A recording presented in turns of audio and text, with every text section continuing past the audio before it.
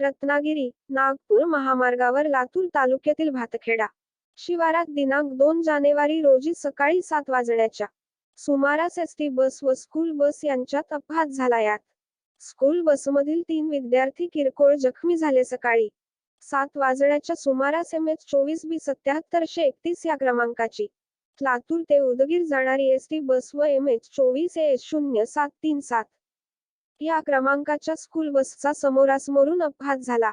सकाळी धुके असल्यामुळे हा अपघात झाला असे सांगण्यात येत आहे. अपघातात 3 विद्यार्थी किरकोळ जखमी झाले आहेत. सदर अपघात घडल्याचे लक्षात येताच काही महिला व उपस्थितांनी तात्काळ पोलिसांशी संपर्क साधला व जखमींना लातूरच्या विलासराव देशमुख शासकीय वैद्यकीय महाविद्यालय व रुग्णालयात दाखल करण्यात आले. जखमीसह सर्व विद्यार्थ्यांची प्रकृती ठीक असल्याचे सांगण्यात आले. एका विद्यार्थ्यांच्या उजव्या डोळ्याच्या शेजारी थोडीशी जखम झाली आहे. हे विद्यार्थी लातूरच्या कृपा सदन शाळेसाठी गावातून निघाले होते. स्कूल बसमध्ये 3च विद्यार्थी होते.